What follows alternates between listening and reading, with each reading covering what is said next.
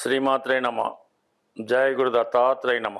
ఈ వీడియోలో మనం 2025 సంవత్సరం అక్టోబర్ నెల మాస ఫలితాలు మేషరాశి వారికి ఏ విధంగా ఉండబోతున్నాయి అన్న విషయాన్ని ఈ వీడియోలో తెలుసుకునే ప్రయత్నం చేద్దాం. ముఖ్యంగా ఈ అక్టోబర్ నెలలో గురుగ్రహం ఈ అక్టోబర్ 18వ తారీఖున గురువు కర్కాటక రాశిలో తన ఉచ్చ రాశిలోకి ప్రవేశించడం జరుగుతుంది. అంటే ఈ సమయంలో అంటే అక్టోబర్ 18 నుంచి గురువు చాలా అత్యంత బలవంతుడై నవంబర్ 12వ తారీఖున వక్రగమనం చెందడం జరుగుతుంది. అంటే ఇంచుమించుగా మనకి ఈ అక్టోబర్ 18 నుంచి నెలాఖరు వరకు గురువు కర్కాటక రాశి యందు సంచారం వల్ల మరి మేషరాశి వారికి భాగ్యాధిపతి అయినటువంటి గురువు ఈ విధంగా రాశి మారడం వల్ల చాలా ప్రయత్నాలు నెరవేరుతాయి. ముఖ్యమైనటువంటి పనులు లాంటివి, పెండింగ్ ఉన్న పనులు లాంటివి కొన్ని నెరవేరడం జరుగుతూ ఉంటుంది. అందులో ముఖ్యంగా ఏంటంటే మరి మేషరాశి వారికి గురువు భాగ్యాధిపతి చతుర్థ స్థానంలోకి ఉచ్చలోకి రావడం జరుగుతుంది. ఇది విద్యార్థులకి ఉన్నత విద్య అవకాశాలు ఇస్తూ ఉంటుంది. అయితే మీరు ఏదైనా ఒక గృహం నిర్మాణం చేసుకోవాలన్నా, ఒక మంచి సంస్థని ప్రారంభించాలన్నా ఈ సమయంలో మీకు చాలా అనుకూలిస్తూ ఉంటుంది. అంటే ఒక స్కూల్ పెట్టాలనుకున్నా, ఒక దేవాలయం నిర్మించాలన్నా, ఒక ఆశ్రమ పాఠశాల పెట్టాలన్నా, లేదా సొంతంగా మీరు ఒక గృహం కట్టుకోవాలన్నా సరే, కొంతమందికి ఏదన్నా ఒక దేవాలయం నిర్మించాలన్నటువంటి ఆశయం ఉంటుంది. లేదంటే తల్లిదండ్రులకు ఏదన్నా ఒక ఇల్లు నిర్మించి లేదంటే ఒక ఇల్లు కొనిపెట్టి అందులో వాళ్ళని పెట్టాలనే ఆలోచన ఏమన్నా ఉంటే అది ఈ సమయంలో నెరవేరే అవకాశం ఉంది. మరి కొంతమందికి మీ పెద్దవారి ద్వారా మీ పేరులోకి స్థిరాస్తి రావడం కానీ, మీ తల్లిదండ్రులు మీకు ఒక గృహాన్ని స్థిరాస్తిని గిఫ్ట్గా ఇవ్వడం కానీ జరిగే అవకాశం ఉంటుంది. అలాగే వ్యయాధిపతిగా ఉన్నటువంటి గురువు కూడా 4వ స్థానంలోకి రావడం వల్ల ఎవరైతే విదేశ వ్యవహారాలు, విదేశం వెళ్ళాలని అనుకుంటున్నారో, లేదంటే స్కూలు అలాంటిది ఏమైనా మారాలనుకున్నా, ఆఫీస్ మారాలనుకున్నా, ఉన్న ప్లేస్ నుంచి అంటే ఉన్న గృహం నుంచి వేరే గృహం మారాలన్నా, ఉన్న ప్రదేశం నుంచి ఉన్న దేశం నుంచి వేరే దేశం మారాలన్నా ఇది చాలా వరకు మీకు కంఫర్టబుల్ అయినటువంటి జీవితాన్ని ఇవ్వడం జరుగుతూ ఉంది.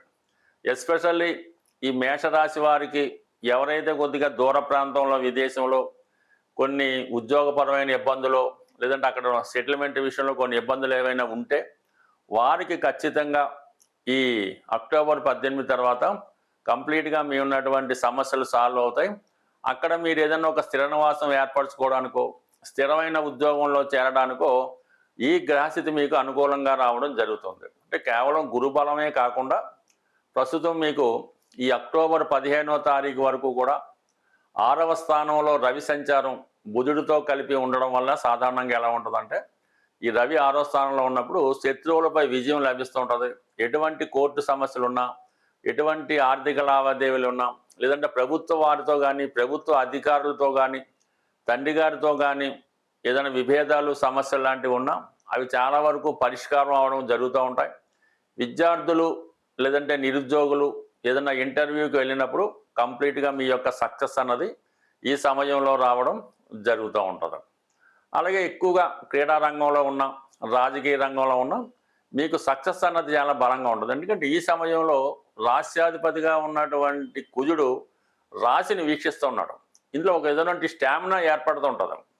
ఈ విధంగా ఈ మేషరాశి వారికి అటు రాశ్యాధిపతి యొక్క బలవంతుడై ఉండడం, అలాగే భాగ్యాధిపతి మంచి స్థానంలోకి రావడం, ఇవన్నీ కూడా నెమ్మదిగా మీ యొక్క అభివృద్ధి సక్సెస్ అన్నది ఇంప్రూవ్మెంట్ ప్రారంభమై ఇంచుమించుగా మీరు కోరుకున్న స్థానానికి, మీరు కోరుకున్న స్థాయికి ఈ సంవత్సరం ఈ నెల నవంబర్ 18 తర్వాత రావడం జరుగుతూ ఉంటుంది. అలాగే మరి శని భగవానుడు 12వ స్థానంలో ఉండడం అది గురువు యొక్క స్థానం అవుతుందన్నమాట. అంటే గురువు యొక్క స్థానంలో శని గ్రహం ఉండడం వల్ల ఇప్పుడు గురువు శని యొక్క ఫలితాలు కూడా ఇవ్వవలసి ఉంటుంది. అందుకని ఇప్పుడు కంపల్సరీగా మీరు ఉద్యోగపరంగా ఏమైనా చేంజ్ చేయాలన్నా, లేదంటే స్వతంత్రంగా నిలబడాలనే ఉద్దేశంతో మీరు ఏదైనా ఒక ఇండస్ట్రీ స్థాపించాలన్నా ఈ గ్రహస్థితి మీకు చాలా అనుకూలంగా ఉండడం జరుగుతుంది. కాబట్టి ఏదన్నా ఇప్పటి నుంచి ప్రయత్నం ప్రారంభిస్తే మీ యొక్క పనులన్నీ కూడా ఈ ద్వితీయార్థంలో సక్సెస్ అయ్యే అవకాశం ఉంది. శుక్రుడు 5వ స్థానంలో ఉంటూ కేతుగ్రహ సంచారం చేస్తూ ఉన్నాడు.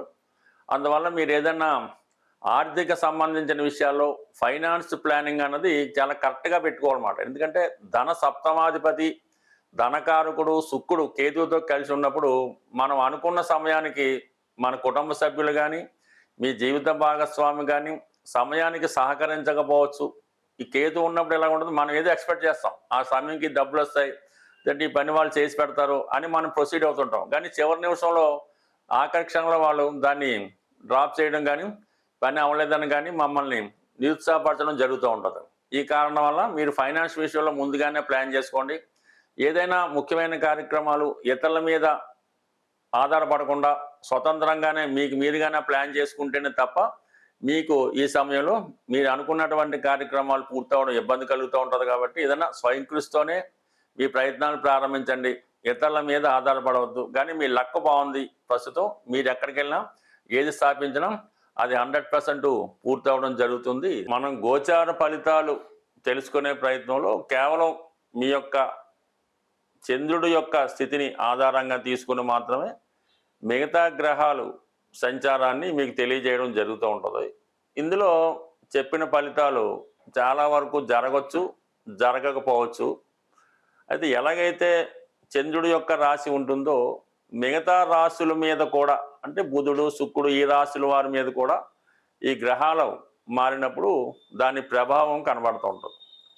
ఉదాహరణకి మీ జన్మజాతకంలో శుక్రగ్రహం ఉన్న చోటికి గురుగ్రహం వచ్చిన, గురుగ్రహ వీక్షణ ఉన్న వివాహం కంపల్సరీగా జరుగుతూ ఉంటుంది. అలాగే మీరు జన్మజాతకంలో శనిగ్రహం ఉన్న రాశిలోకి గురుగ్రహం వచ్చిన, గురుగ్రహం చూసిన మీకు ఉద్యోగం రావడం అన్నది జరుగుతూ ఉంటుంది. అలాగే బుధుడు ఉన్న రాశిని గురువు చూసిన, గురువు ఆ గ్రహం మీద సంచారం చేసిన విద్యలో అభివృద్ధి కలుగుతుంది, స్థిరాస్తి కొనుక్కునే ప్రయత్నాలు జరుగుతూ ఉంటాయి. అలాగే కేతువు ఉన్న స్థానంలోకి శని వచ్చినప్పుడు ఉద్యోగం పోవడం జరుగుతూ ఉంటుంది. రాహు ఉన్న స్థానంలోకి శని వచ్చినప్పుడు ఉద్యోగపరమైన అభివృద్ధి, టెక్నికల్ డెవలప్మెంట్ జరుగుతూ ఉంటుంది. అలాగే కుజుడు ఉన్న రాశిలోకి శని వచ్చినప్పుడు ఉద్యోగం పోవడం కానీ, అన్నదమ్ములతో విభేదాలు, ఈ ప్రమాదాలు లాంటివి జరుగుతూ ఉంటాయి. అలాగే రవి ఉన్న స్థానంలోకి శని వచ్చినప్పుడు తండ్రి గారికి ఇబ్బంది కలుగుతూ ఉంటుంది. అలాగే మీ సంతానం విషయంలో ఇబ్బంది పడవలసి ఉంటుంది. ఇలాగా ప్రతి గ్రహం మీద ఈ గోచార ప్రభావం ఉంటుంది. అందువల్ల సంపూర్ణంగా తెలుసుకునేవాళ్ళనుకున్నవారు, ప్రాథమిక జ్ఞానం ఉన్నవాళ్ళు వాళ్ళకి వాళ్ళు తెలుసుకోవచ్చు. లేనప్పుడు కొద్దిగా అనుభవం ఉన్న జ్యోతిష్కుని సంప్రదించి ఏదైతే గ్రహం పాపగ్రహాల చేత ఇబ్బంది పడుతుందో ఆ గ్రహానికి మీరు పరిహారం చేసుకోవడం వల్ల ఖచ్చితమైనటువంటి ఫలితం రావడం జరుగుతూ ఉంటుంది. అంటే ఏ పరిహారం కన్నా గోసేవ చేయడం వల్ల కానీ, గోవుకి సరైనటువంటి అంటే మంచి ఆహారాన్ని అందించడం వల్ల, అలాగే గోక్షీరంతో మీ ఇష్టదైవానికి, అంటే ఎక్కువగా అన్నిటికీ శివుడే కాబట్టి శివుడికి అభిషేకం చేయడం వల్ల చాలా ఎక్కువ ఫలితాన్ని తొందరగా మనం పొందవచ్చు. అయితే ఎక్కువగా ఉద్యోగపరమైన సమస్య ఉన్నా, వివాహపరమైన సమస్య ఉన్నా, పిల్లలు ఎడ్యుకేషన్ పరంగా రాణించలేకపోతున్నా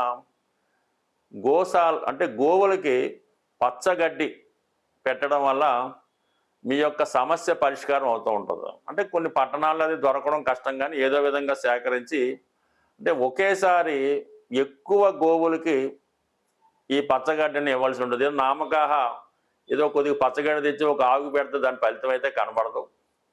ఎక్కువ గోవులు ఉన్న చోట ఆ గోవులకి, అంటే సుమారు ఒక 100 గోవులన్నా ఉండాలి. అటువంటి గోవులకి ఇంచుమించుగా 100 గోవులకి ఈ పచ్చగడ్డిని మీకు అనుకూలమైన రోజుల్లో, అంటే ఏదైనా సాధన తార, క్షేమతార వచ్చినప్పుడు ఆ గోవులకి ఈ పచ్చగడ్డి ఆహారంగా మీరు తినిపించవచ్చు. లేదంటే మీ సిబ్బందితో పెట్టచ్చు. మీ ప్రెజెన్స్ మాత్రం అక్కడ ఉండాలి. ఆ గోవులు అవి తిన్నప్పుడు ఆ కళ్ళలో ఆనందాన్ని, మీకు చాలా సంతోషాన్ని కలిగిస్తూ ఉంటుంది. అలాగే మీ ఫలితం, మీ పని కూడా తప్పకుండా నెరవేరుతూ ఉంటుంది. ఏదన్నా పరిహారం మనం చేసుకునే మనకి ఉన్నటువంటి అవకాశాన్ని బట్టి చేయాలి తప్ప ఏదో నామినల్గా ఏదో డొనేషన్ చేయమన్నామని ఏదో 10 మందికి భోజనం పెట్టకుండా సాధ్యమైనంత వరకు అది ఒక స్థాయిలో ఉంటేనే ఆ ఫలితం కూడా మీకు రావడం జరుగుతూ ఉంటుంది. బట్ ఏదైనా కేవలం ఈ గోచార ఫలితాలు చంద్రుని మట్టి మాత్రమే చెప్పడం జరుగుతుంది. ప్రతి గ్రహం మీద ప్రతి గ్రహ ప్రభావం ఉంటుంది. అది సంపూర్ణంగా తెలుసుకోవడం వల్ల డే టు డే మంత్ ఎప్పటికప్పుడు కార్యక్రమాలు మనం చేసుకోవచ్చు. ఏదైనా మన దైవ బలంతో మన జాతకాన్ని మనమే మార్చుకోవచ్చు. స్వస్తి.